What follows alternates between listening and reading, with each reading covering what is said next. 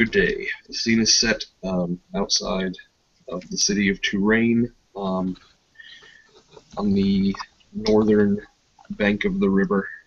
Um, Still in the forest, but the city of Touraine is almost in sight after they crest a couple of hills. The recently awoken Duke Augustus has commandeered a horse from the La Sombra Monastery, which is not as good as his old one, but it gets the job done. And he has traversed the forest thus far with very little incident, although the ever-present threat of lupines lurking did scare the shit out of him and his horse the entire way over. And as they crest the top of this small grassy hill, they find also at the very top of this small grassy hill Baron Titanus, I assume on his own horse or with a cadre of his men, headed to Touraine. So you two see each other, and you can tell me what. I don't want to assume who you're with or whatever. So. All right. He's by himself. He's on a horse. Okay. He will step off of the horse, bow deeply. You would recognize this man as the Master of Harpies, because you were technically at that Elysium. Technically. Yeah, technically. And this Baron you recognize as the Bruja who frenzied on everybody. And he has it's just like a strange eeriness about him, and almost like not a cold breeze, but just the ambient temperature around him is slightly colder. His armor shows wear and tear as if from battle, probably when he was put into torpor. And he's riding on a horse that is not adorned with his barding and stuff.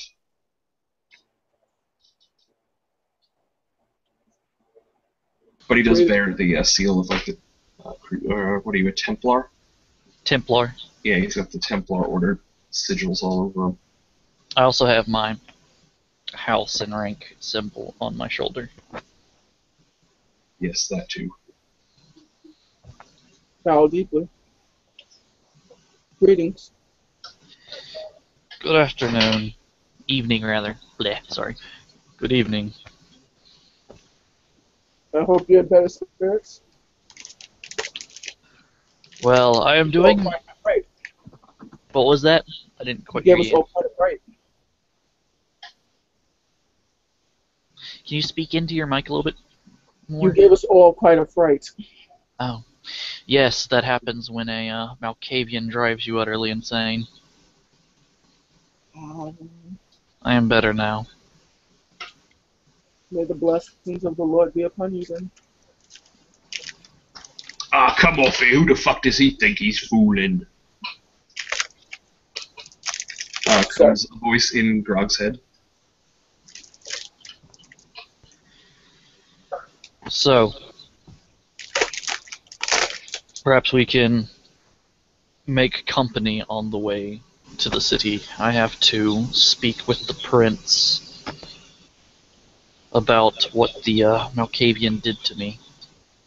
I will go with you as far as the front gate, but alas, I have clan matters to attend to. Of course. This also has to do with Clan Bruja as well, so... Hey, by the way, Grog, the prince is not in this town. This is the town to the north where you're from, or where you are staying. Yeah, but I gotta pass through it to get to it. Don't I? No. Evan's at the very north. He's at the very north east, and this is at the northwest. Oh, then I'm just probably... Oh, never mind, I'm probably coming to pick up my things then. Yeah, and everyone's more fucking worried about you. Yeah. They've sent tons of dudes looking for you. I've had a most trying time getting here. I see. But the Lord continues to bless you. He does. Well then, before the night lingers on, let us be off. He Let gets us his be. horse and starts on his way. Alright, so as you guys walk down, or, ride your horses down the hill, the trees grow a little bit thicker for just a few minutes, and then they start to get sparser and sparser, and it opens up to just kind of like shrubs and small trees lining the sides. And you can see up ahead a large group of armed soldiers on horseback. Are not super slow, but they're moving at a leisurely pace in your direction, coming from the city of Touraine. They have the sigils and banners of various crusading orders, and there's 4 men up in the front, all talking to each other, who seem to be leading the force. Can I roll heraldry? Yeah. Alright.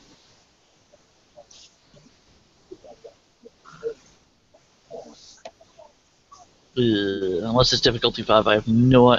Well, no. I have Crusaders, so that's 1 success. Okay. If they are actual Crusaders. They are. You can tell that one of them is wearing like the colors and symbols of a Teutonic knight, and then one of them's got he's like an Anglo-Saxon of some sort. And Okay. like 2 of them, you can't really tell. They have like big beards and mustaches. So perhaps German. Gotcha. But they're riding towards you, and they just seem to not really be paying you much mind. Alright, do you guys get out of the way?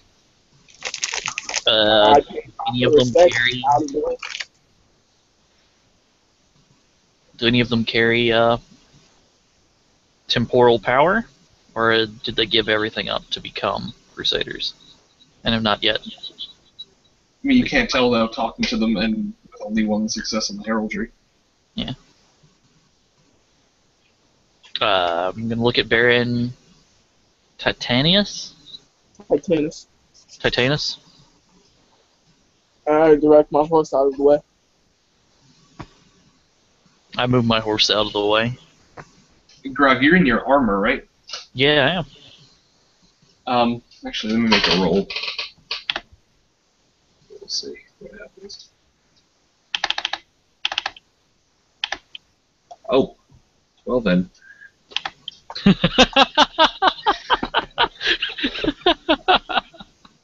So one of the bearded, mustached men kind of looks over at you two. Says he sees your knightly colors and stuff. He goes, hail. Hail and greetings. And We I cross myself. On a mission from the Lord. He points up to the sky. To find our fallen brother. We hear tell that he is locked away in a monastery up in the mountains past the river crossing. We received false information that he was to the south. Do you have any news or word of Duke Philippe Augustus or his whereabouts? And if not, will you join us on our search? I take off my helmet and I am Duke Philippe Augustus, newly from battle. Oh, my lord. And he bows a little bit, and some of the other 3 ride up to you. And they they don't get off their horses, but they just ride up to you and halt the men. All the men start staring. Well, Duke, where's your horse? And what's happened to you? Where have you been? Are you all right? I have been fighting and praying for my countrymen. There is Alright. ill bodings. And then I look at the giant red star that's, newly in the sky, that's never been there before. Uh-huh. They look up. Yes, truly a sign from the Almighty that he's sending us the Sword of Michael. Indeed.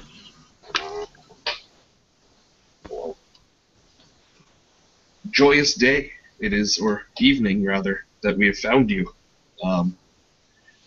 Please accept, you and your friend, accept a formal escort from us back to the Cardinal's house.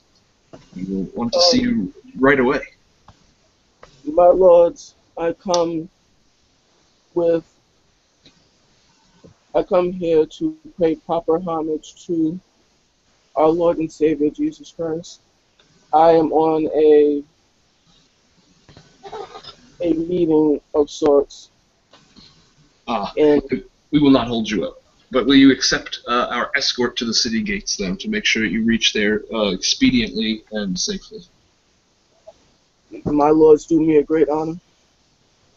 You have found the Duke, which we have sought. You are your due, your just competence, or whatever that term is. Follow us. About face, and then all these men who are basically armed to the teeth, groan and turn around and start trudging back towards the city. And I'm going to cut over to PJ, but I'll be back to you in a minute. Mm. Alright, so, PJ, Mm-hmm. you are, or Ragnar is, rather, brought to, following Vander. He's brought to the edge of a great circle of trees, where at the center is a massive boulder with a whole bunch of, and by massive I mean as big as a hill, boulder with a whole assortment of wolves and men around it. And Vander goes back to Hamid form and halts you or whatever. He says, "We will tie up the horses here, or your horse at least here, so that its scent does not reach my brothers. You must disrobe everything except for the mother's blood and your walking stick, I suppose." Okay. He will get off his horse and he will disrobe. And then one thing before we go, Jake, I need you to make my 11 dice roll. Okay.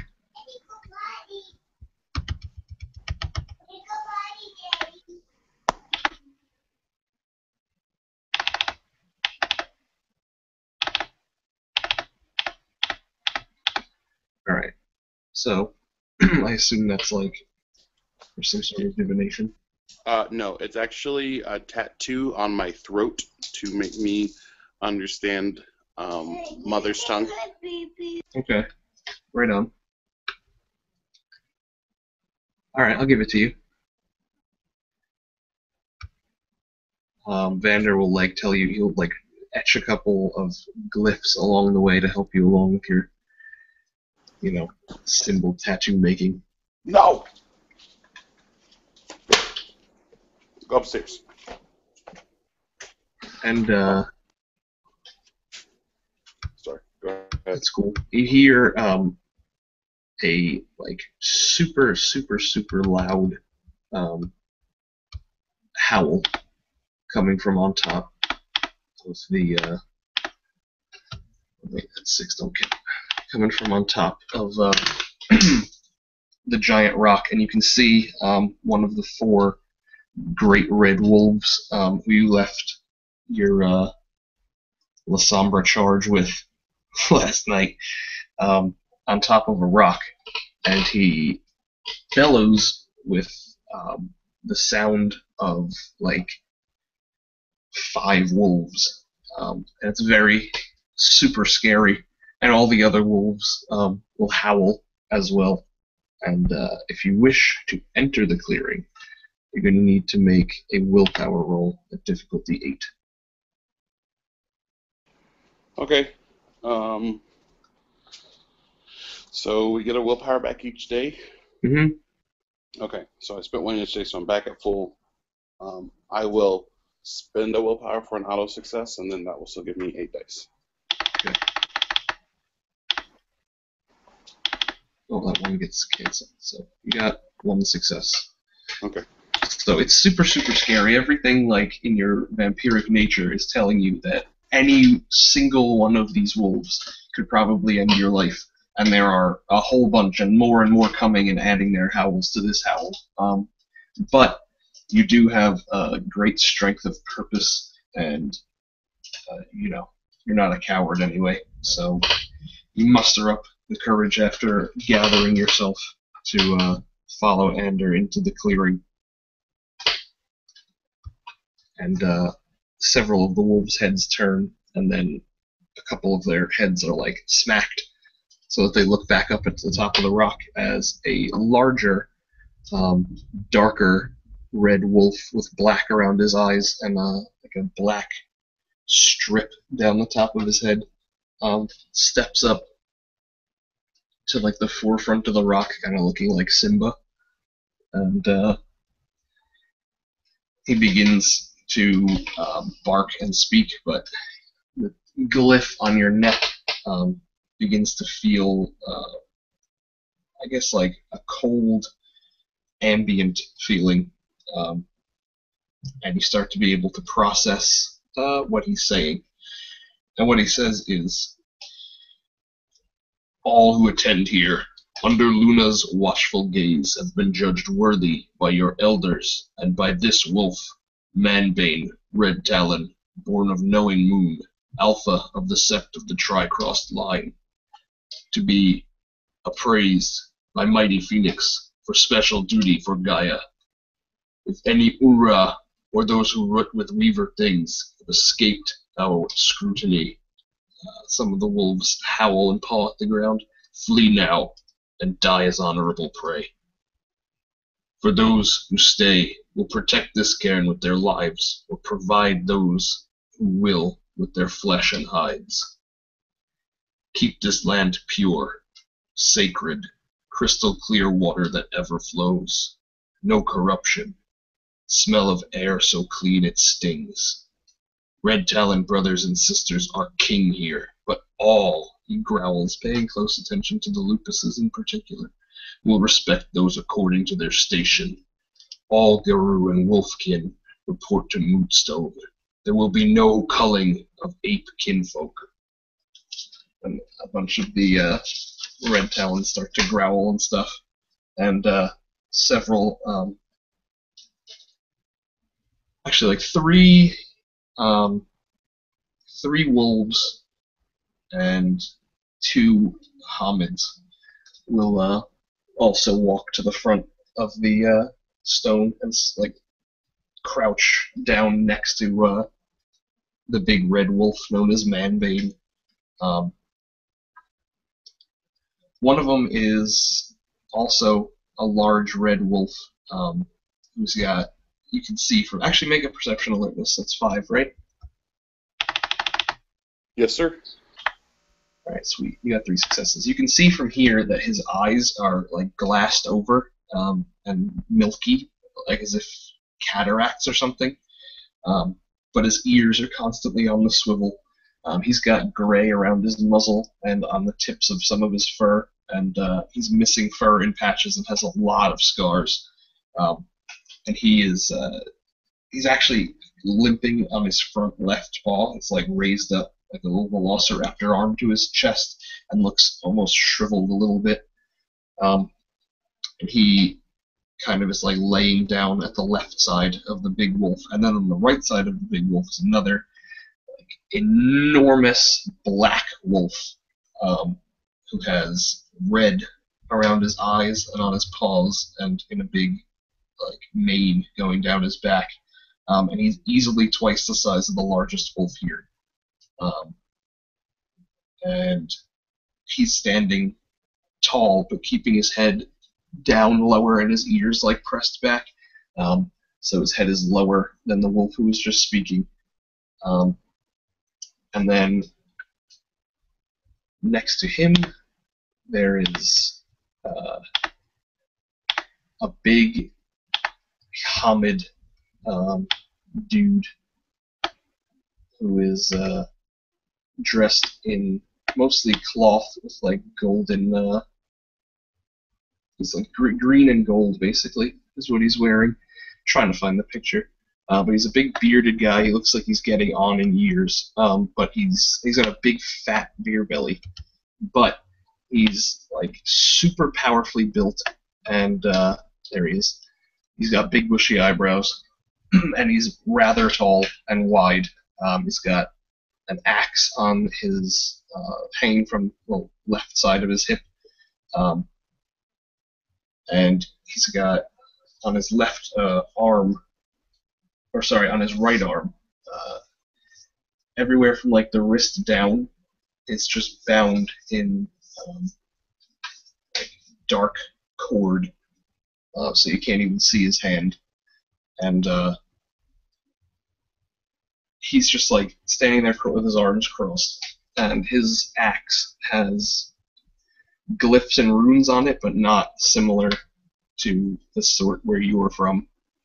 They're not like Viking glyphs. They're also like different swirls and knots and stuff. If you want, you could roll like a perception occult or something. Okay, that's 5. Alright. Got 2 successes. You may have seen them before on painted in blue paint on some folks from the islands up in the north. It's usually like the naked blue berserkers who bear those symbols. Oh, okay, yeah. And then on the other side, way over there next to the blind wolf, is this old, rickety-looking gypsy woman who I don't have a picture for. But she's just got like super wrinkly face, and one of her eyes is kind of like bulging a little bit. She's clearly missing teeth, but she's dressed in mostly brown and white, really billowy clothes that make her look much fatter than she is, because you can see like from her wrists and hands that she's real skinny under the clothes. And she's leaning on a cane and chuckling to herself, and every so often she'll like cock her head up towards the moon so that her ear faces the moon, and she'll nod and smile and like whisper something. But basically, all these wolves start to form a line, basically 2 by 2, up in a spiral around this rock going up towards the top. And you see the alphas all like step back from the edge and turn around to like face them. And you're standing at the bottom with a bunch of shaken-looking Hamid kinfolk and Vander, and a few like wolves who are just patrolling the outskirts of the clearing, all sniffing and stuff. And Vander looks down at you and he's like, "Well, it seems that the hardest part would be behind us. I was nearly certain we would both be skinned alive." I wouldn't rule that out as an option yet. This is true. So, do you understand what's going on here? What they're doing? He points up there at the top. And you can see at the top of the hill, and then roll another perception alert. Okay, you're good. You see a bright silver light emanating from the top of the hill, and it like casts all the wolf shadows down through the valley. He just points up there. They are summoning Phoenix. Yes, the flames of purification and rebirth. Ah, yes. I sometimes forget how well versed you are in our ways. Our word has reached our ears from our brothers in the northern forests beyond the mountains of terrible things befalling entire groups and septs of our kin and kind. There are rumors that cubs are being carried off in the night and returning twisted. Theurge is spewing vile lies against Gaia. And totems themselves becoming corrupted and falling away from their true purpose. If something can affect a totem, we are uncertain how to stop it. And so we will be turning to Phoenix for the answers. He will be selecting packs. And once they are selected, we will be delegating out the duties. After the packs are selected, you can have an audience with the elders, but I warn you to be humble and mind your manners.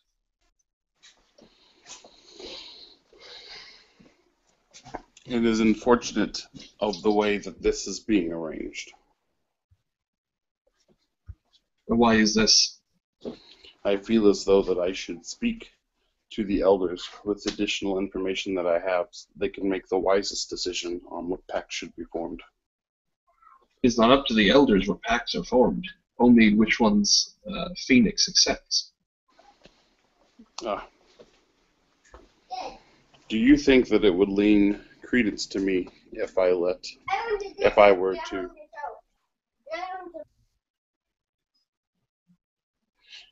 to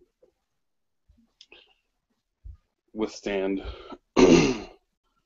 Phoenix's presence and speak? I cannot tell you, for I am but a foster. And, your life is in your hands. I will come with you and vouch for you.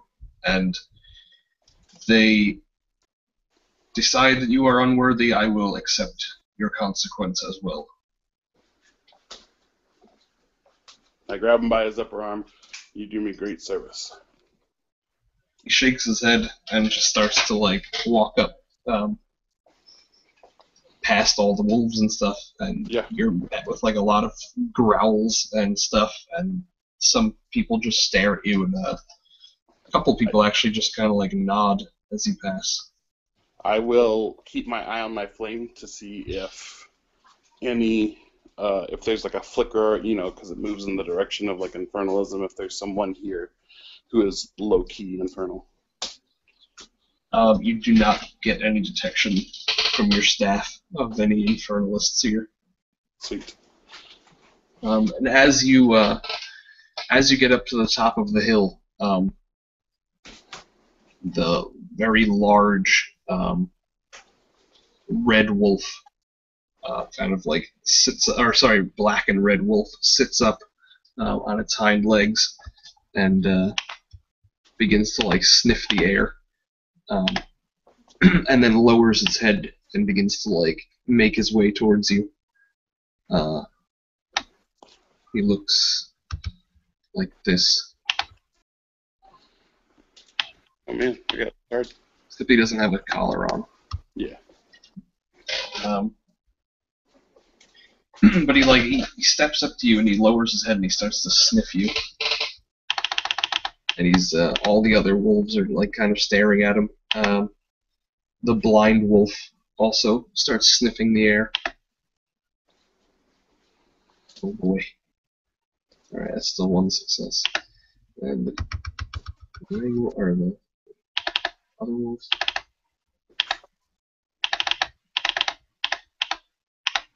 Okay. the big large wolf growls, "No scent. Not recognize. Not Guru." And he goes to like open his mouth, and the other blind wolf steps forward, and he just sort of like whines something in a high-pitched whine, and the big one turns back towards him, and he walks up towards you, the blind wolf, and begins to sniff at you, and he rears up on his hind legs, and he puts his paws on like your shoulders, or I guess like maybe lower down, like on your chest. Yeah. He sniffs first the big vial around your neck, and then he sniffs like your face and your hair, and then he sniffs the tattoo on your shoulder that has the Get of Fenris glyph or whatever, and then he sniffs the tattoo on your neck finally, before like nudging the bottom of your chin twice with his snout, and he just turns around, blows like steam out of his nose a couple of times, and the big red wolf, like they both kind of like circle you once and then go back to their sides of the elders, and the big Irish-looking dude, or Scottish-looking dude rather, calls out to you. He's like, "You." I'll look up at him. Slowly making my way. You are not familiar here, and you show your face on this, a day of great importance, and a day of great spiritual significance. This day, and you being here, do not coincide by accident. You were brought before Phoenix by Luna, and he points up to the sky. It's a big, like gibbous moon. On this, the night of our storytellers. You have a story to tell. Yes. I come to give knowledge, a story of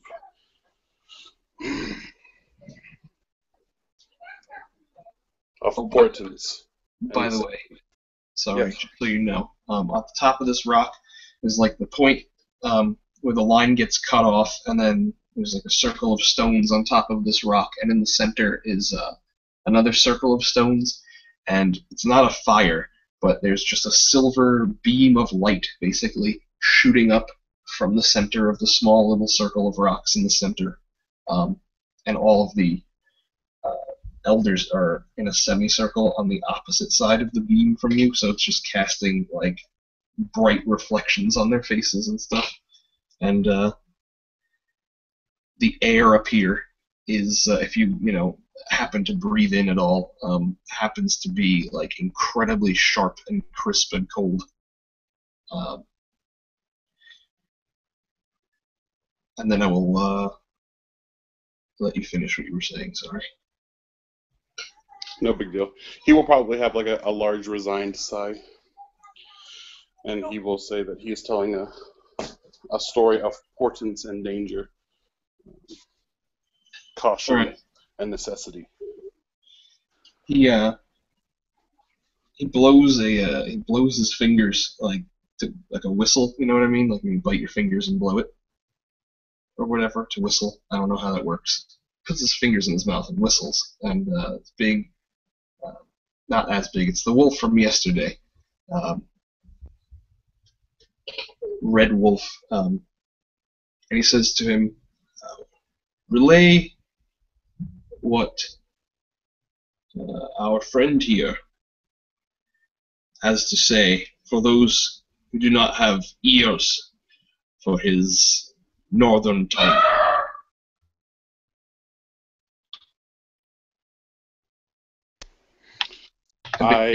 Basically, as you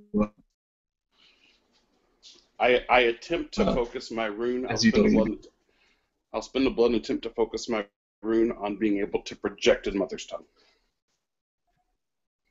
And the willpower. I'll spend the blood and the will and try to like focus my rune so that my voice is mother's tongue and not my own. And I'll tentatively say, Alright, is this better? so I'll roll. Yeah. Alright. It is, in fact, better. Okay. He like sighs again.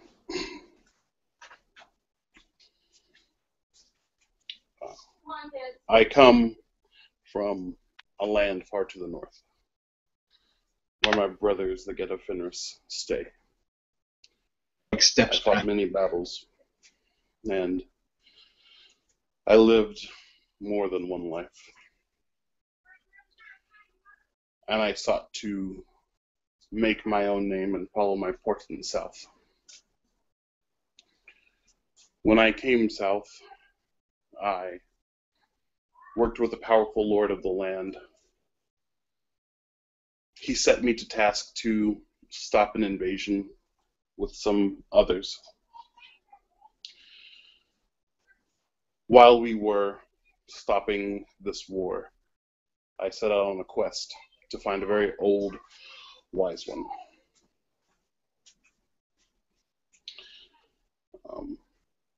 Before I left on my quest, I found the one that you all would know as the Night Mother. I give it a second for any to be like whispers or whatever to hush down. Yeah, a couple of them like howl when you say that, and then a few, like a lot of the Hamids start like whispering among themselves, and then the big wolf, who's not the largest wolf, who was leading the Moot before, bellows out, and they all be quiet.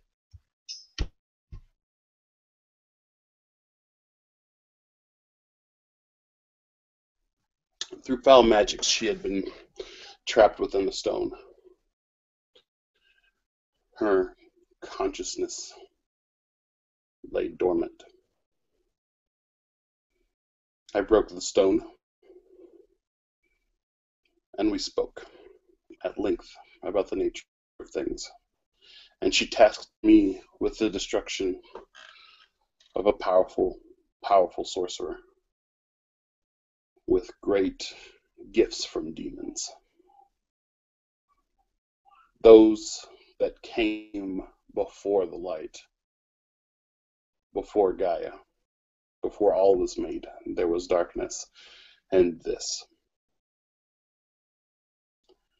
And so I accepted my charge, and I traveled down the river, where I met a Silverfang named Morningkill,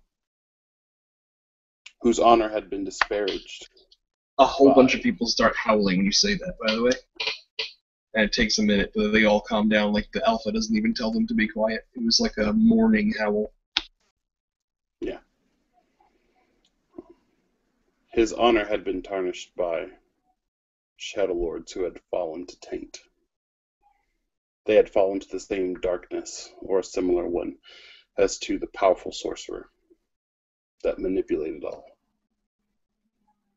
They cast him out and made him a hunted one. I took him with me because I could see by the skeins of fate that his honor was tarnished unjustly. As Morningkill and I traveled, we met up with a small pack from the north as well.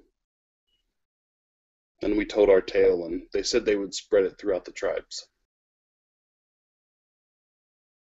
We continued down the river until we met a band of, and I'll look over to the gypsy chick, of gypsies. And they told me their people and the people of the wolves and the people of the land of the normal mortals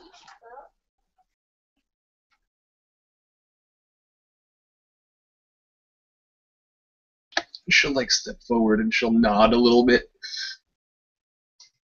And she comes over to your side, and she just like looks you over really quick.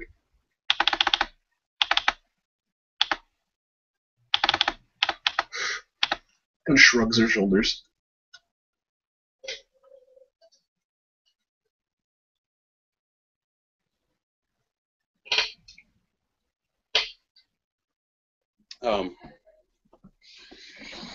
Okay, so she just kind of comes up and shrugs and then kind of leaves. She still stands there. She's just like looking at you. Oh, okay. And told me that there was a great darkness within the castle that was creating abominations to all. And so I went forth. I took Morning Kill, and the two of us went behind the castle, and we found the place where they were taking kinfolk and man and throwing them into pits and creating monsters. We slew the perpetrator. We slew the abominations. We killed all that had part, but the ones that were yet untainted. In the confusion, I got separated from Morning Kill. I searched for my brother high and low, hoping that he had found the opening to the castle that we had found in secret through my divinations. Unfortunately, as I passed by, I noticed my brother was laying down. Vile snake fangs had pierced him, filling him full of their poison.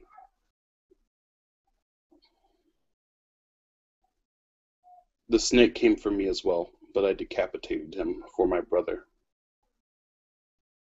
And I covered my brother in leaves. I did not have time to bury him because I had to stop their machinations from corrupting more and tainting more of the land and more of the people. And so I tore through the castle, evading what I needed to, slaying what I must, until I got to the very bottom.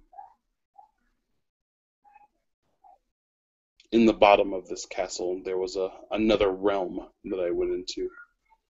Vast, greater than the whole of the castle and most of the forest.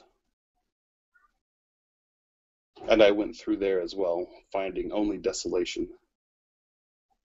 Eventually, I came to a throne with a mighty demon with horns and bulging eyes, little minions serving him food.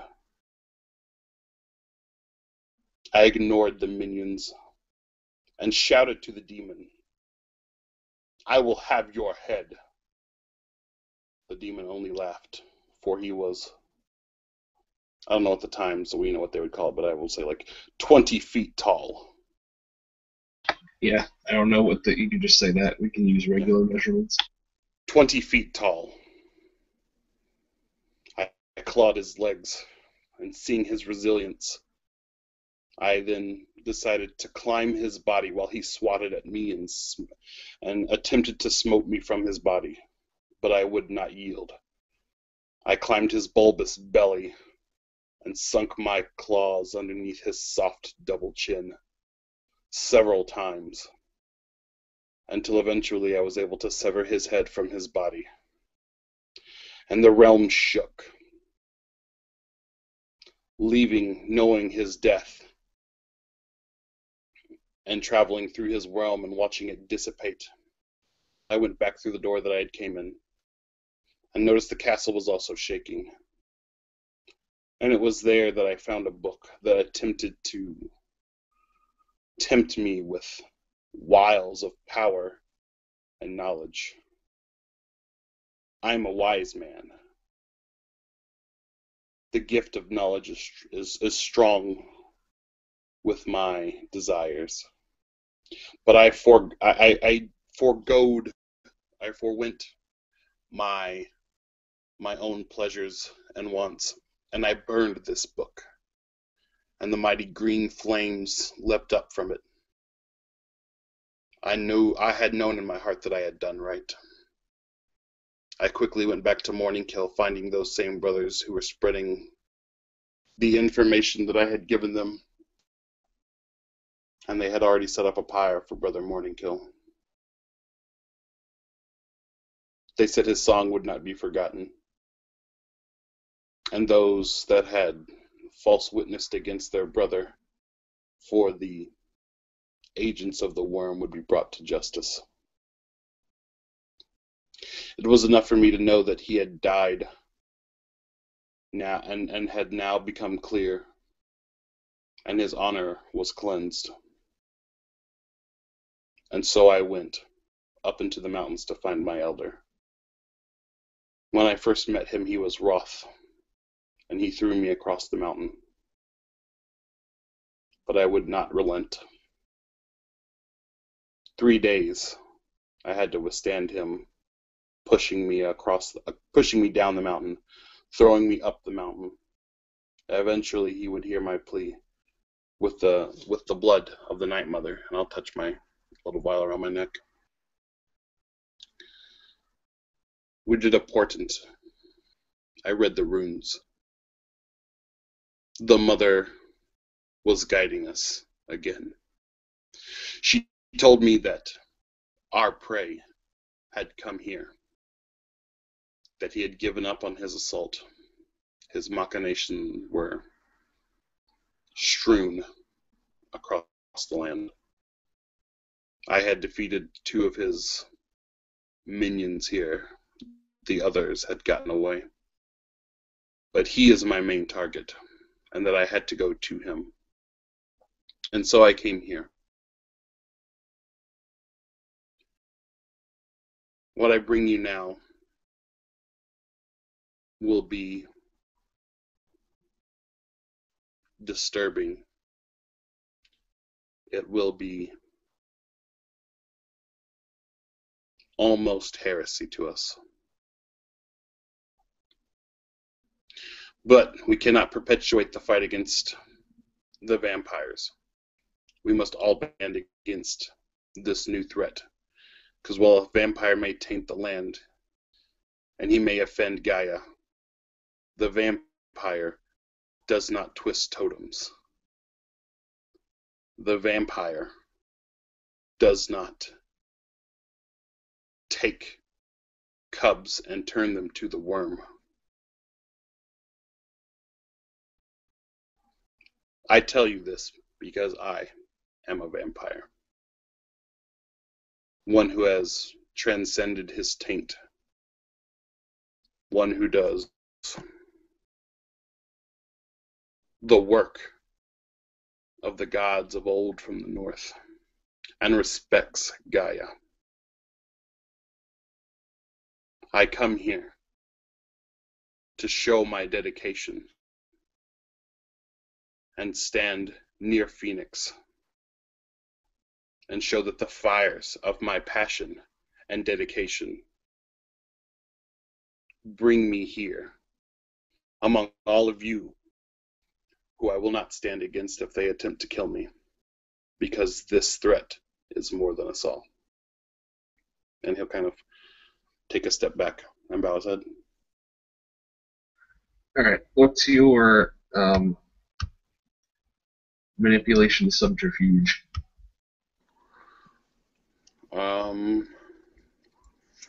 2 or 7. Did I lie somewhere? No. Dude's using Truth of Gaia to make sure you're not bullshitting. Oh, okay. I thought I had unconsciously lied somewhere. You lied! Your brother's name was actually Morning Kill! Ah! Alright. So, this is not him, by the way, but Okay. the big red wolf, the red wolf who was the alpha of the sept, Manbane. I don't know why I keep forgetting his name. Yeah, Manbane comes up to you, and he like sniffs you and everything, and he looks up to the moon, and he howls, and then the silver beam in the sky, there's like a pulse towards the bottom, and this even brighter nearly white little ball of silver energy shoots up through the column.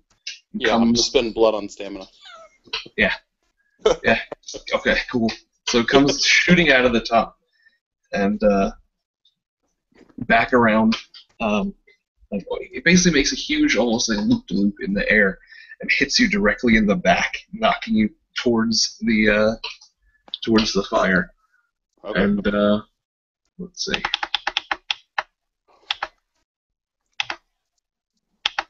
All right. Try to soak 3 ag. Okay. I have 11 dice. All right.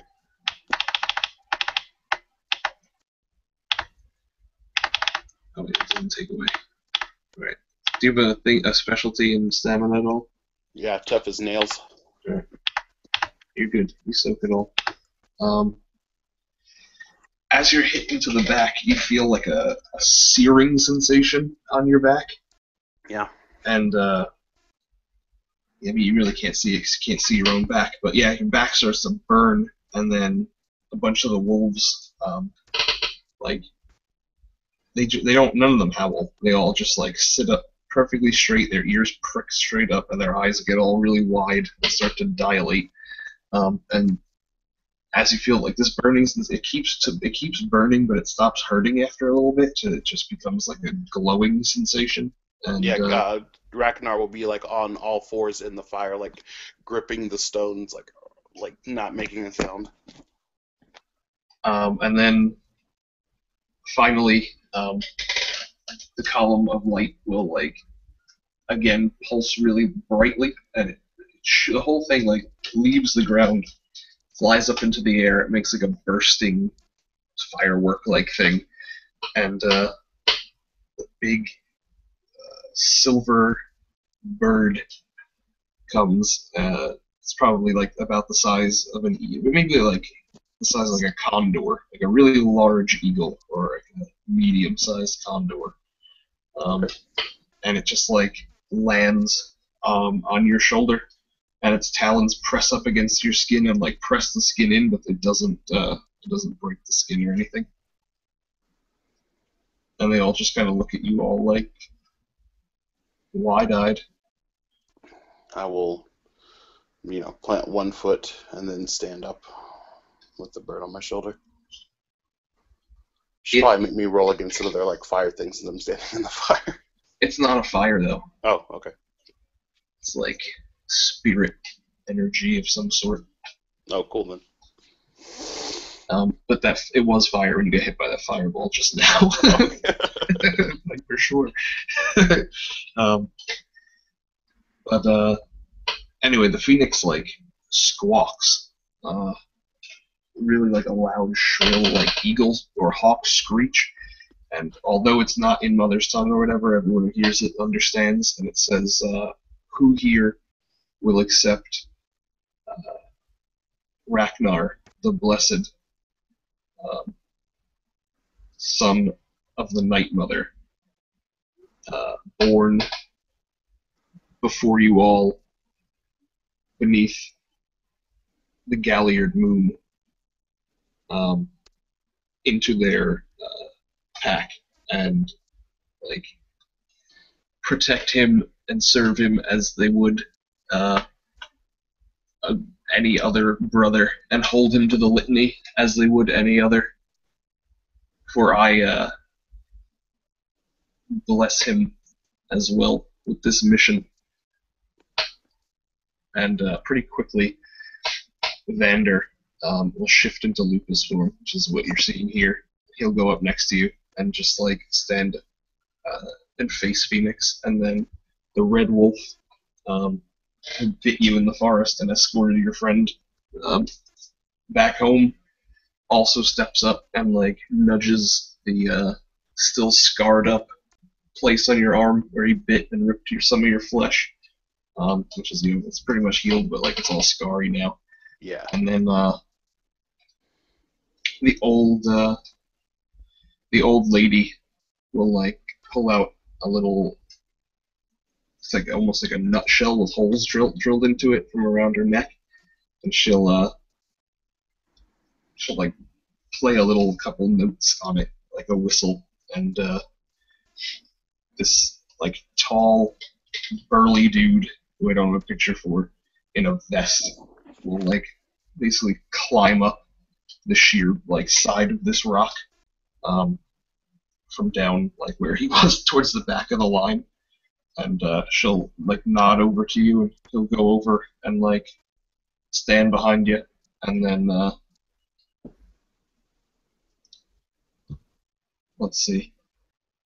Oh yes, and a smaller, uh, raggedy-looking, young-looking kid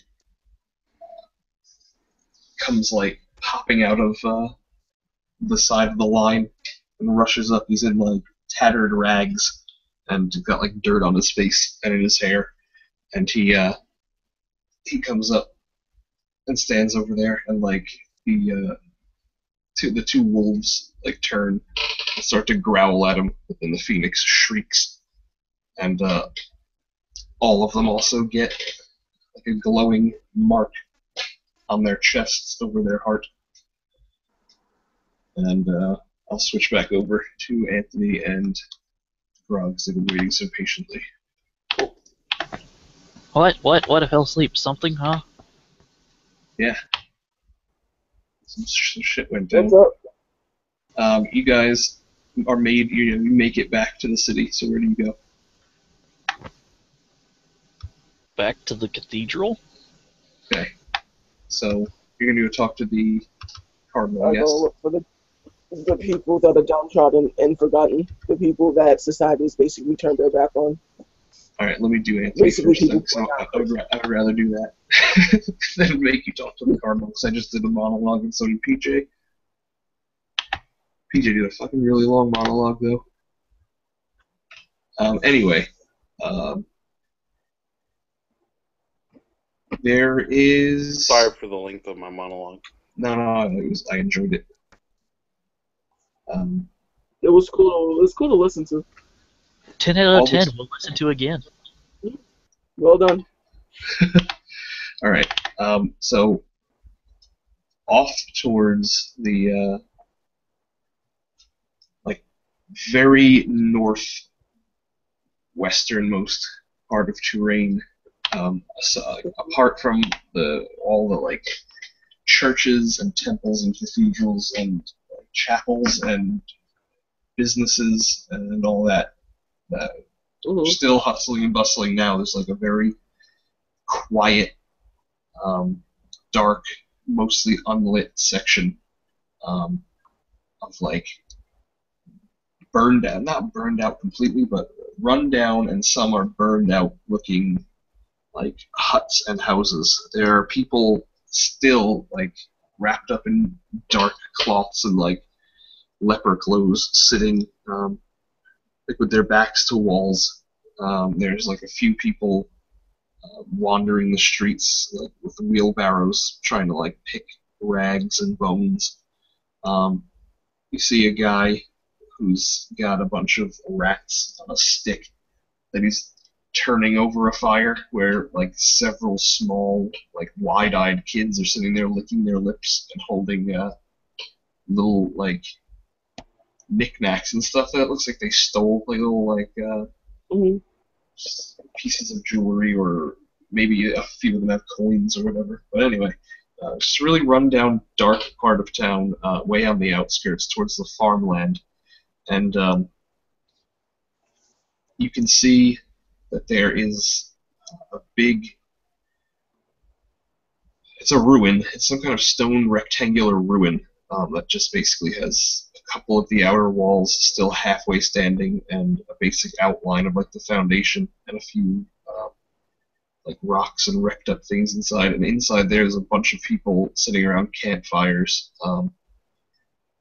all huddled together, not really talking or anything.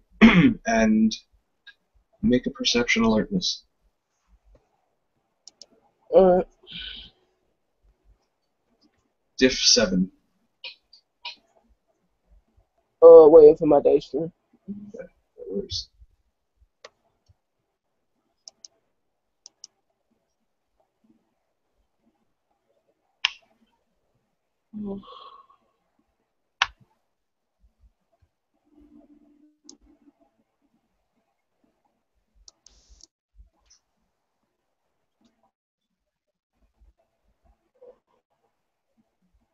Ooh, give me a second. Okay.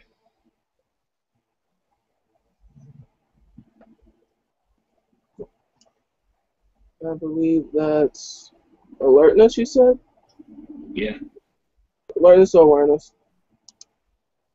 Alertness. Uh,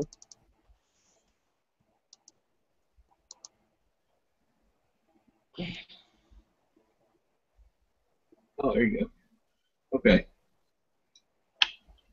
You see, this thing, mhm. completely naked, really emaciated, tall, clearly some sort of Nosferatu or something.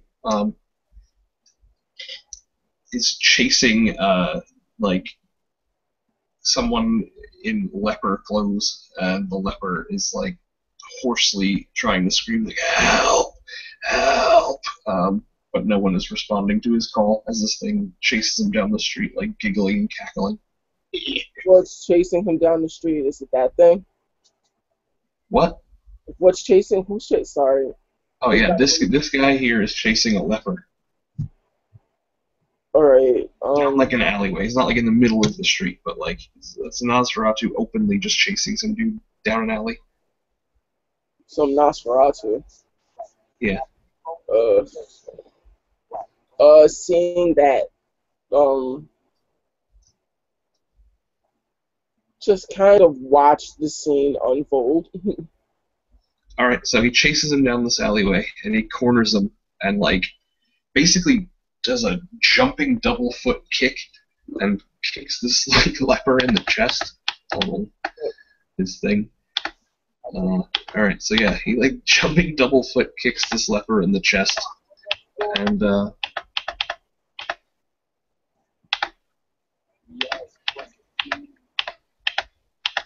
right, he's got a bunch of potents too. Got 3 potents, so that's 9. He does 9 bashing, and this leper soaks 1. So he does It goes down the he kicks him and like shatters his rib cage, like completely, just like blood comes out of his mouth and he's knocked unconscious. And the Nosferatu just like picks up the body by the sides of the head and bites into the neck and starts draining it, all crouched down behind this like thing of barrels and boxes down this alleyway. Can I have an intelligence etiquette to see if this is this creature's territory? Yeah, you can.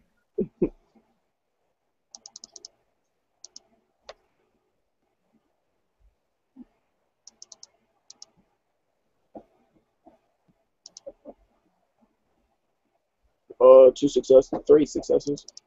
Yeah, totally. This is not his territory. The last you heard, all the Nosferatu had been like run out by Uriah a few years back, and had started to make a tiny bit of a resurgence in the marshes near Lahibo, which is on the complete opposite side of the province from where this guy is. Mm-hmm. It's totally not his territory. Totally not his territory. I'll take note of it. And with that, being that this creature is now feasting on its meal, spending the blood point for dexterity, I'm gonna attempt a. Do I have that? Dex stealth. Okay, so like sneak around him. Actually go back. Yeah, sneak around him. Okay, go ahead. It's not going to be too hard because he's feeding.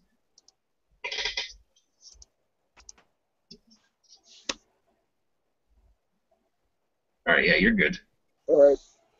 So clearly, while this golem-like thing is feasting on this poor leper, I'll make note of this. Scandalize the fuck out of that. And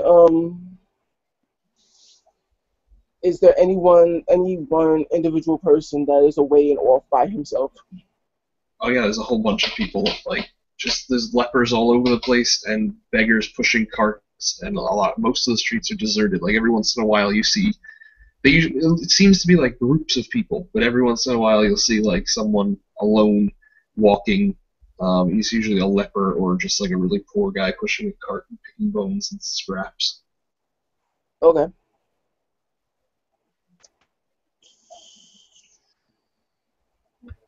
There's like, yeah, a bone picker walking down the alleyway. Or another alleyway, not this one. Okay. So I will approach him. Approach one of the lepers. Okay, cool. I have a picture for that probably. But yeah, the leper just like looks up at you. Are you a Christian? Oh, yes. Good Lord. He doesn't have a coffee cup. He's too poor for coffee. He's too cool for this. Not about what's not terribleness is about to happen to this man. Oh, yes. Oh, the good Lord has blessed me with another day, even though my organs are starting to come out. That's good. Tell me, what's your favorite scripture in the whole? And what is your favorite text in the Holy Scriptures? Oh, I'm partial to Ezekiel 25:17. The path of the righteous man is beset on all sides. And he starts like rattling off this Bible passage. Yeah. What the hell is this guy's name? Titanus will speak with him. You will, my brother.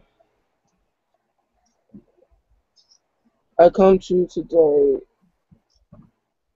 quoting scripture to you, letting you know that all those who work for the good of the Lord to further his kingdom and his holy and righteousness will be blessed with everlasting life.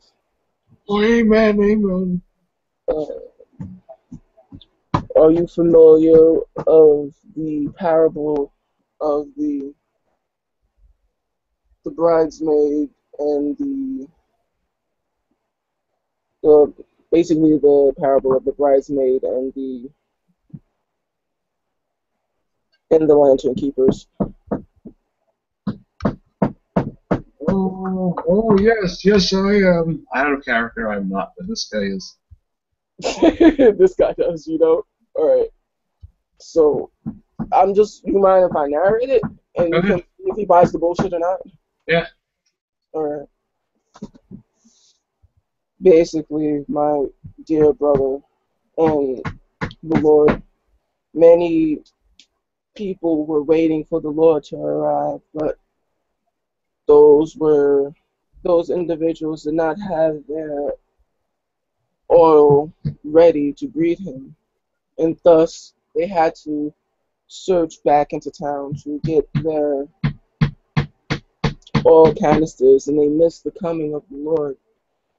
This is a parable about preparation, a parable about how we all must remain vigilant and ready for the Lord.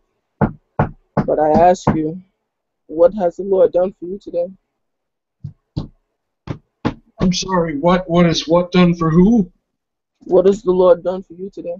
Oh, he's blessed me with another day on this fine earth, and it seems that I'll be getting to sleep without the beast eating me, because word on the street is Marty's missing.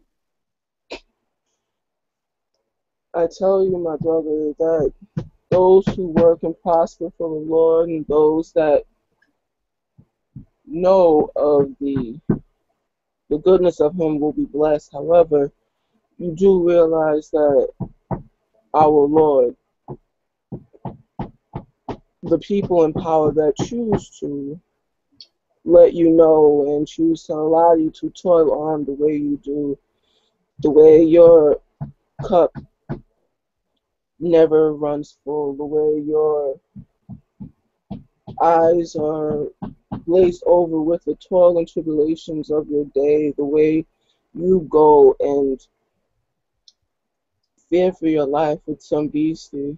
This is a very prosperous city, and How much longer would it take for someone to give but a coin, but a little parcel of their time, so you would not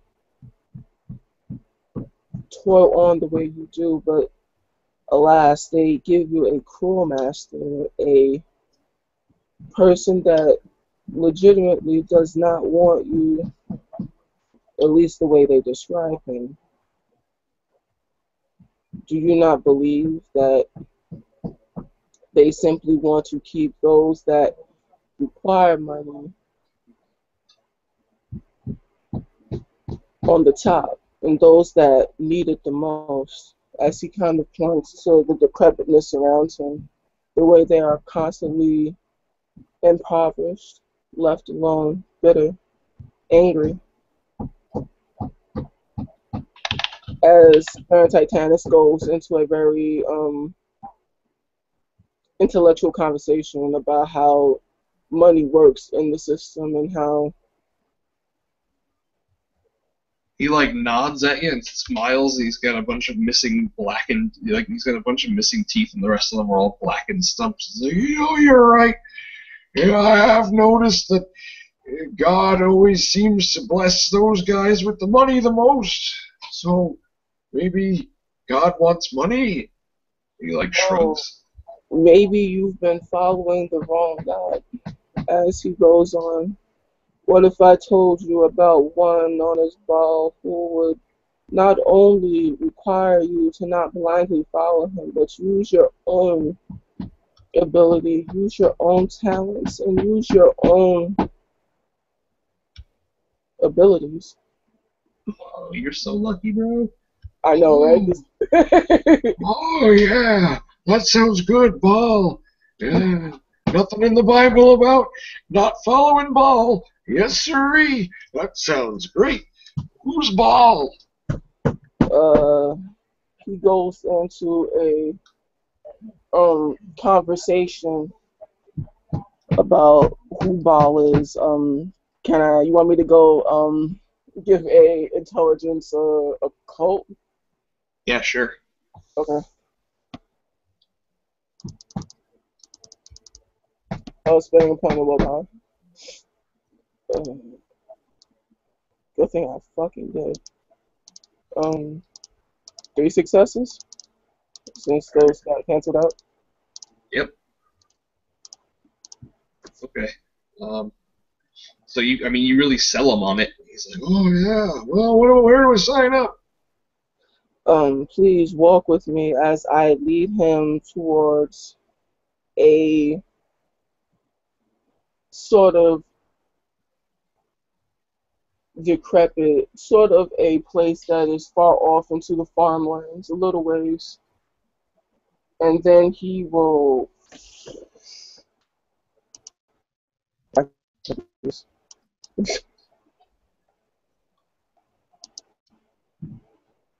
Oh, I don't actually have to be,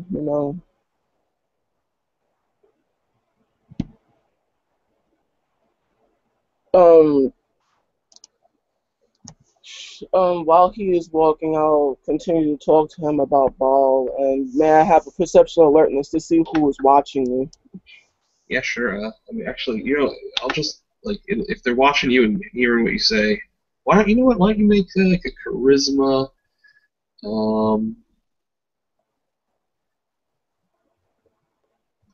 Do you have theology at all? No. This is just me just bullshitting, see how far I got with it, honestly. So how about like a charisma expression? Huh? How about like charisma expression then? I have no expression. This is just me just talking, seeing what the fuck happens. Like, All right. Yeah, I guess a bunch of people start to look at you. Let's see. Hold on. Oh, all right. hello.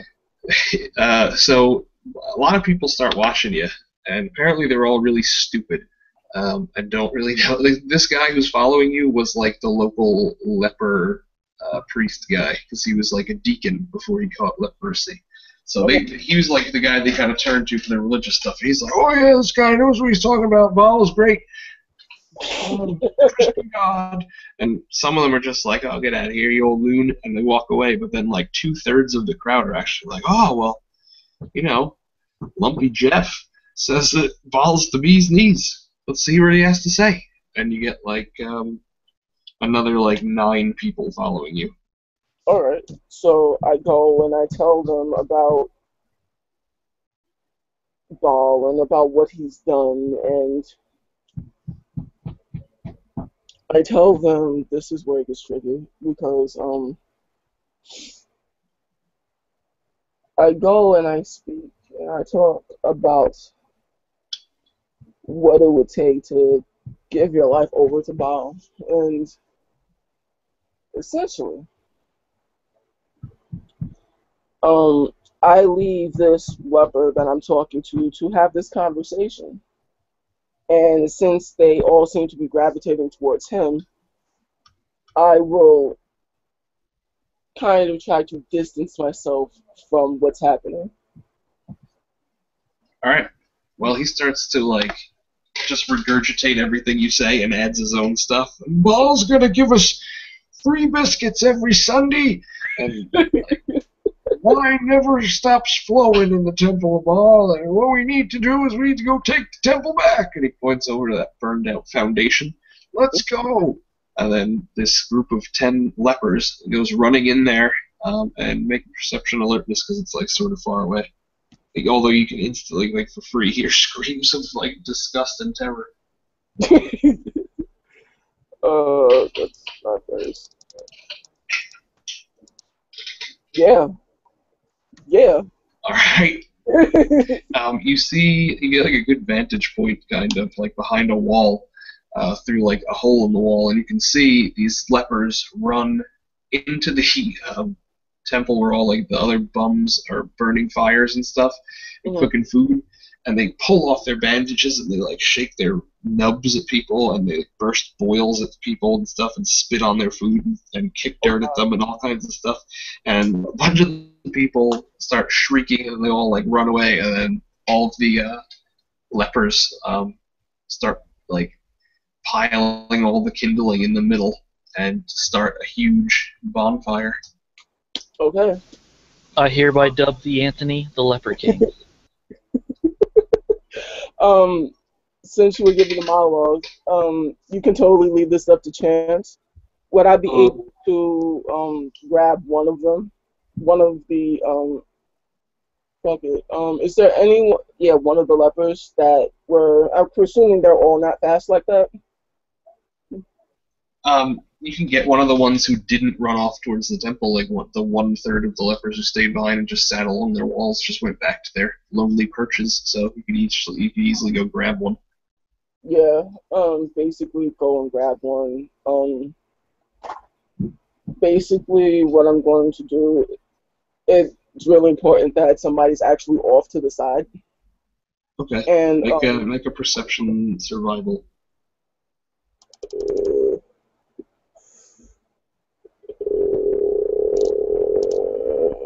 Sorry about that.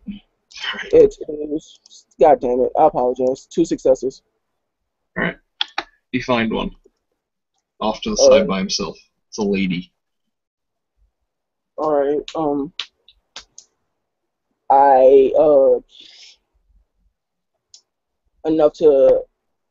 I go and talk to her, chat her up. Give me a flat manipulation. Like manipulation, empathy. Okay.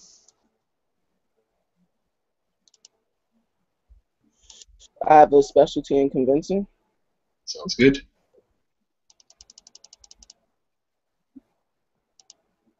Yes. Yes. Alright. Go ahead. I start the kiss. Alright. Yeah, she does not resist in any way.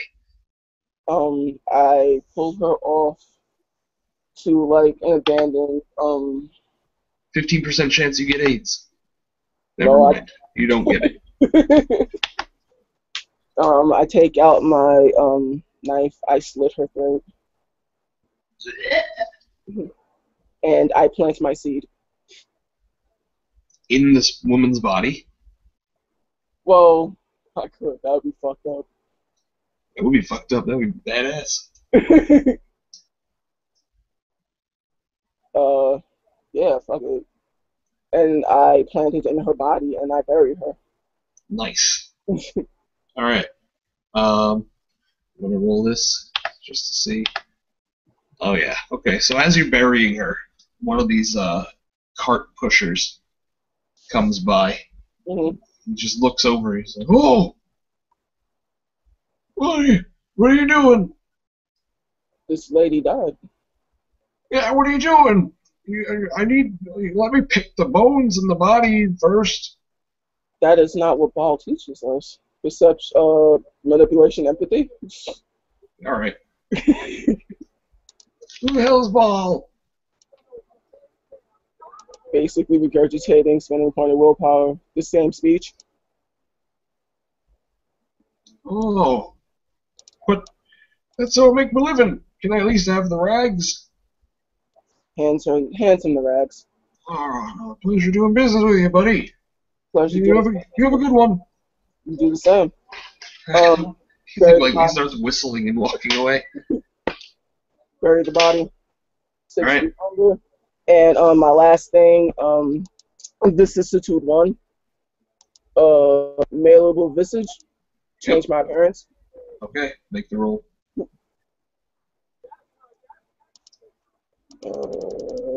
That is, I believe that's Dex medicine, if I'm not mistaken. Yeah. I thought it was strength medicine. Oh, no, that's because strength is for bone craft. Dex is for just changing your face and shit. Yeah. And you spent the extra point for Dex before, don't forget. Yeah. That puts me at 3, 4, 7. Point of willpower, and let's do this. Wow. All right, you're I good. have a specialty in this mods. Okay. I look different enough, but I still look like Titanus, but enough where looks like, what is that? 1, 2, 3, 4. With 5 successes, will I be able to change my appearance enough where people will still recognize? I changed my appearance. Fuck it, I changed my appearance. I look different today. All right. Yes. You look like a totally different dude, however you want, because 5 successes. Yeah. You turn into fucking Jeff Bridges. You walk away. I walk away. My All right. work is done here. You feel like a cold sensation at the bottom of your heart. Indeed. And grog. Business. Good evening. You've made it over to the Cardinals, cathedral, and he's like taking you and receiving you in one of those, like the rooms that are attached to the confessionals. It's like a full room, not like an actual confessional. Yeah, so he takes you into one of those. Yeah, come in. Good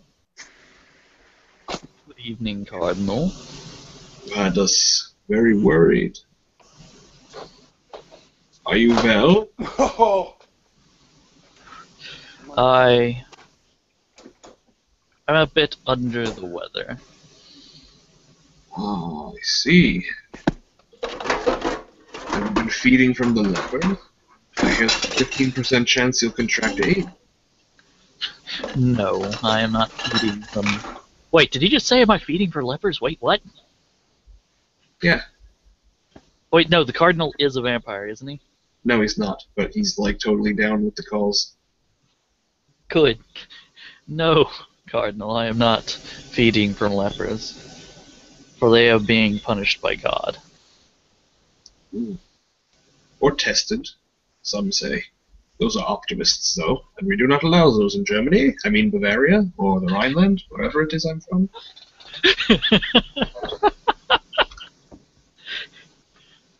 Very true. So, if I may ask, how did you get Osve from Stay Zenobi to the monastery of our friend Abbot Salamanca It would in seem your that, state. it would seem that after the Malkavian drove me crazy as a loon, that I tortured several people and attacked others.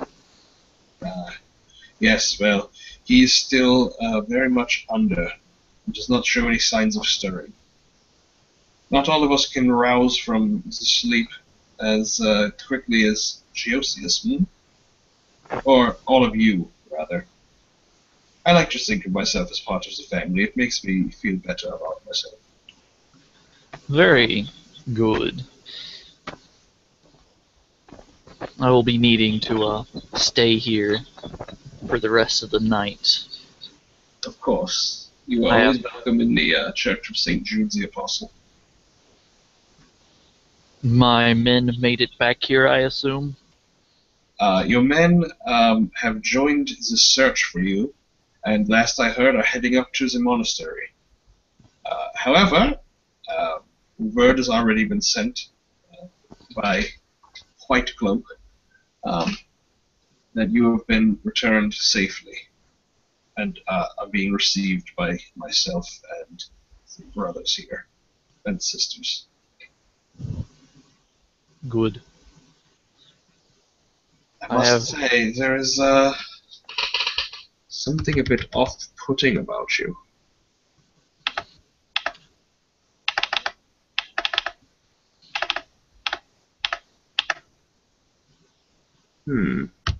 Interesting. Where have you been? I've spent nearly a millennia in the darkness. You have only been gone no longer than a week. This is true. This world's time flows differently. And it seems that you have made perhaps an enemy. Have I? Well, it seems that you have taken care of him. Yes. Just like he widens his eyes a little bit, like manically, and smirks a little bit and nods at you. And make a perception alertness. Okay.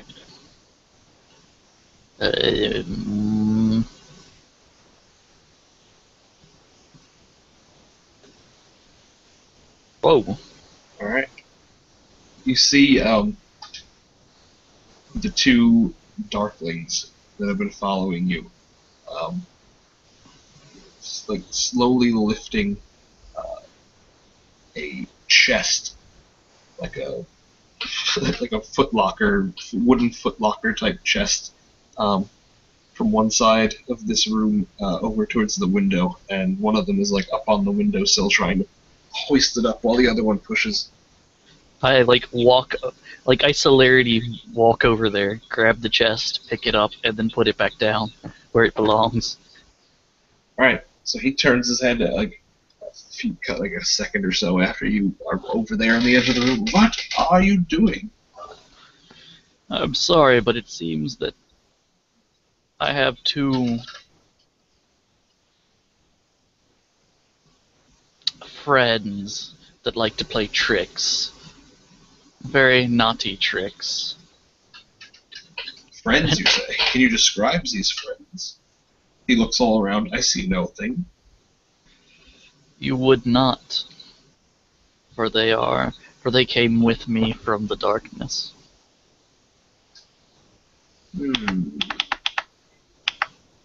Actually, it's too many. There we go. Oh. Ah! I see. You have brought back souls from purgatory.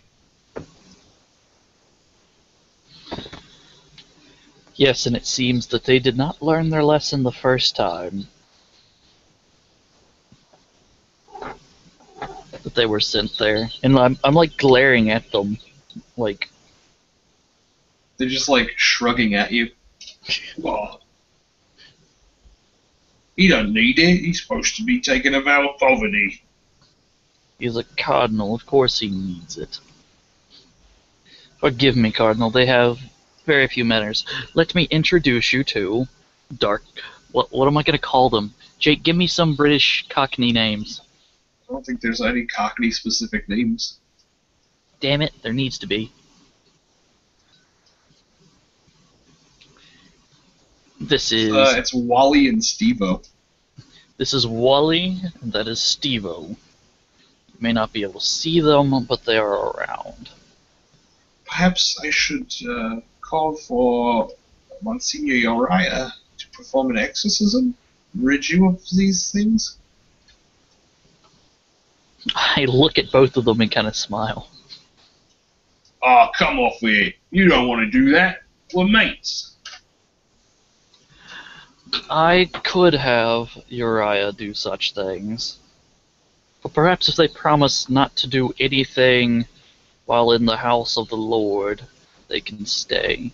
Oh, yeah, God, right. He's great. Yeah. Uriah, right. Who's that? I don't know. He said something about making us exercise, though.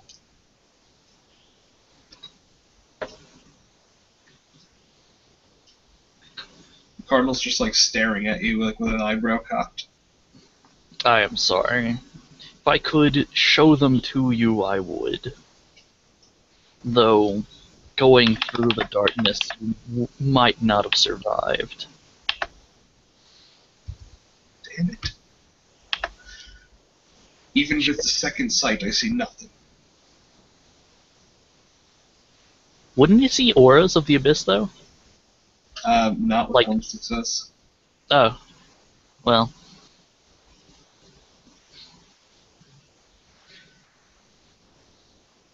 Give Well, it time.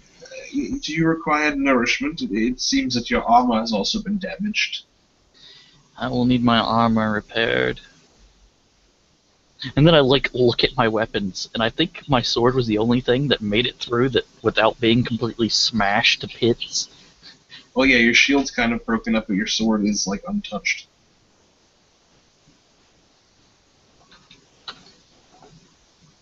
The cross is ever. What am I looking for? I'm grasping at words. The cross is ever ready for the service of those who would pick it up, as I touch my sword, though the other accoutrements of war seem to have been destroyed. Well, I will have them sent to the smithy. That is a temple of Saint Jerome. It's only half a day's ride from here. By tomorrow night, he will have had them. But then, well, he will get to work right away, as I will have them commissioned as church material. You have my thanks, Cardinal.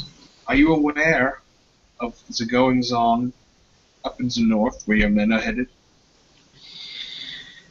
I know that there is a monastery filled with a dark room that if I were you or anyone else who breathes would not go in.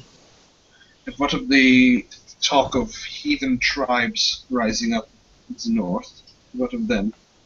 And of the wolves becoming more active in the forests at night?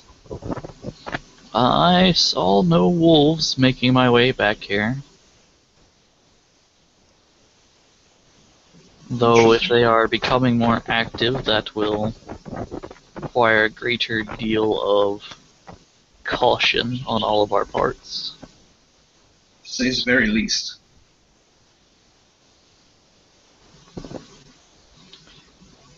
If you wish, I could leave a contingent of the low men here to help guard this cathedral. No.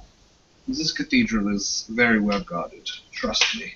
It's of Prince de Flem's interest, and also guaranteed by the Valentine family. if you want, you can roll like a intelligence politics.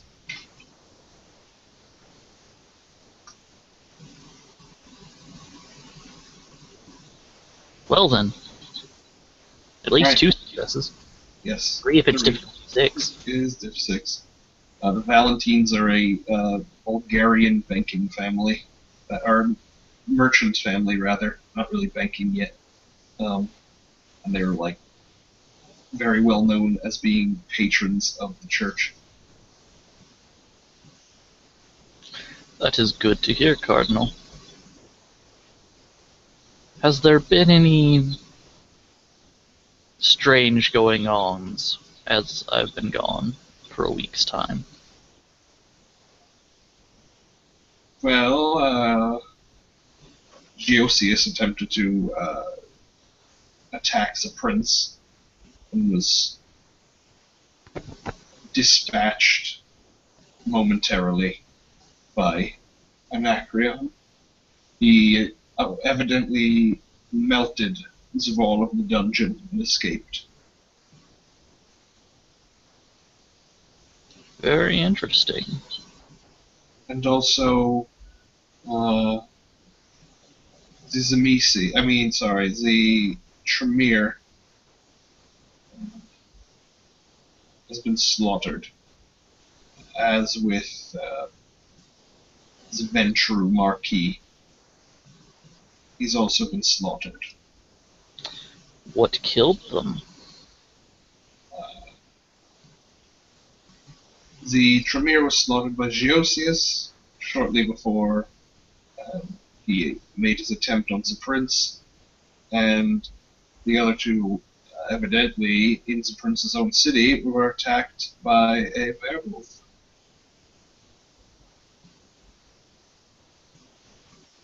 Very interesting indeed. Yes. This is as if we were cursed to live in interesting times. Yes, some would say the end times. But I do not presume to know the Lord's plan.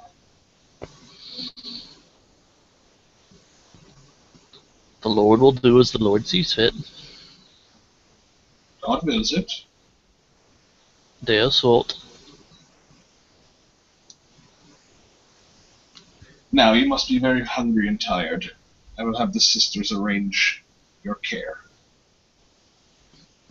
Leave Thank the armor outside the door, and I will have my personal squire deliver it to the smithy. Thank you very much, Cardinal. And with that, I look at the two darklings and motion towards the door. They I want a private word with them. They follow you out. I'm gonna leave the armor outside, except for the badge that goes on my left shoulder that has my house colors and whatnot. That I'll take with me. Okay, cool. So, little ones, What? do you understand what exercise means? Yeah, jumping jacks. We're not doing it. No, exercise means sending you back to where you're from. Oh, back to Mum's house. Or hell, depending on how Uriah feels. I don't know who that is. Sounds like a bar of soap. He is a very old, very powerful man.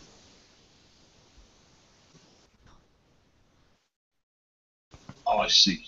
Well, we'll behave, but we want some mulled wine and fruit. Yes, fruit tonight.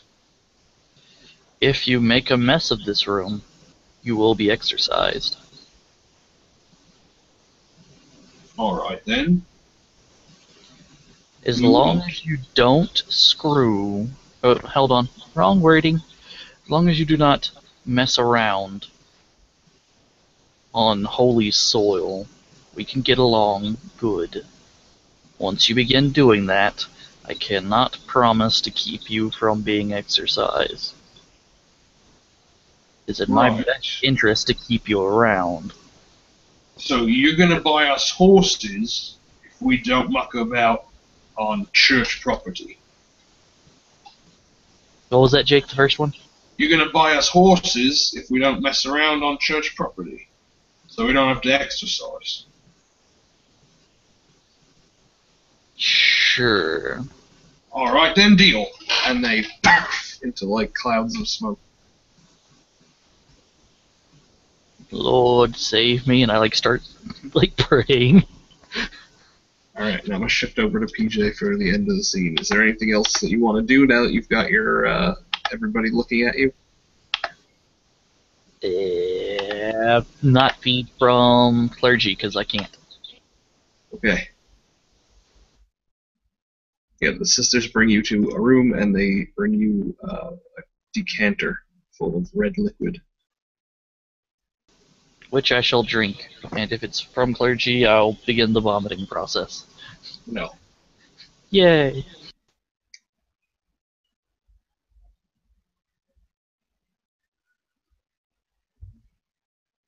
Alright, so yeah, PJ, you're on top of this rock. Yeah. And everybody's looking at you.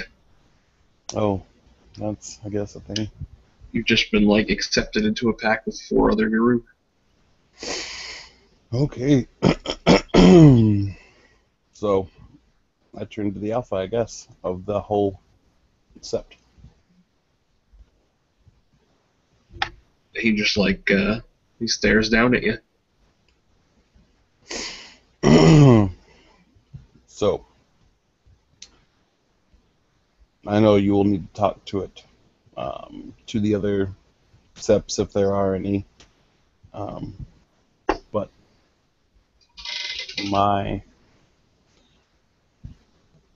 statement still stands that for the moment the issue with the vampires is secondary to the issue for what is boiling up north. Yes. You will continue to protect our homes and our forests from the tainted ones. We will not seek to do battle until such time as the threat that is corrupting our very kinfolk has been dealt with. Well, You will be afforded, obviously, the respect that you are due. And he looks over at Phoenix, reverently. However, none other will be treated with the same courtesy as you. Those who you travel with will remain unmolested, as long as they remain at your side. Nothing more I can offer. Every Guru from each of the 3 line septs are in attendance tonight. So they have heard my words and they have seen what Phoenix has done. They have seen all of you, and they will, as such, be expecting great things. Failure will not be tolerated, and Phoenix does not often make mistakes. Do not let this be one of those times. Ragnar will nod. Especially you. And he looks over at the little, ratty-looking kid. And then he, snorts out the word Goliath. And the kid, big, huge smile goes on his face. So I will tell the vampires there to stay out of the forest. If they march their men through and stay on the path, they can expect to not be molested. I cannot control every Guru. There will be no orders to attack them, provided they stay to the paths. Very well. They are taking. I am having them gather men to go north. They will not get a reprieve from your gracious allowing them to not be attacked. I am having them sacrifice, put their lives on the line and their men on the line as well. The Geru will not be the only ones to have battle and have death wrought on their people. I seek to also find the mages and the fae. I have. Hey, make like a perception alertness. Actually, a perception awareness, please. Oh, okay. That's still 5 dice, though. Okay, give me 1 second. I have to find the picture. But yeah, I'll roll the dice first, actually.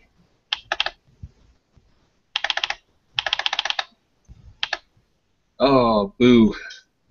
Oh, that's life. Yep, you don't notice anything until the guru in front of you's eyes like narrow, the alpha, and he starts to growl a little bit, and you feel like sharp wooden branches with leaves on them start to like wrap around your shoulder without the one that doesn't have the Get a Fenris mark on it. Okay. And when you turn, there is a large green and brown wood-looking semi-humanoid creature made entirely out of like brambles and wood and moss and leaves, and he reeks of like a summertime field. Okay. Well, I guess I will turn and look at him since he is actively grabbing me. And you could hear in the back of your head, you can hear in the back of your head wind blowing like in your ears, and then you hear the sound of like the wind moving through some sort of like wooden, maybe not wooden, but some sort of like reed woodwind instrument, like a flute of some sort, and it just plays like the same like looping little tune over and over and over, and then the thing walks over to the big Scottish man, and they begin to, or they sit. I guess they go and they like sit on two of the rocks next to each other, and the green man just kind of like nods and moves his mouth as if he's talking, but no sounds come out, and the other guy just sits there and listens. And make another perception awareness. 5 dice. Nope, never mind. You don't notice anything. I'm the most unnoticing guy ever. I'm like, yeah, fuck it. Yep. I wasted all my good rolls, convincing the Guru into the alliance. But yeah, that's why I'll end the scene. It's this thing, as all the Guru are like gathered around, completely flabbergasted, while Phoenix sits on one of your shoulders, and some sort of like ridiculous fae is talking to Fianna.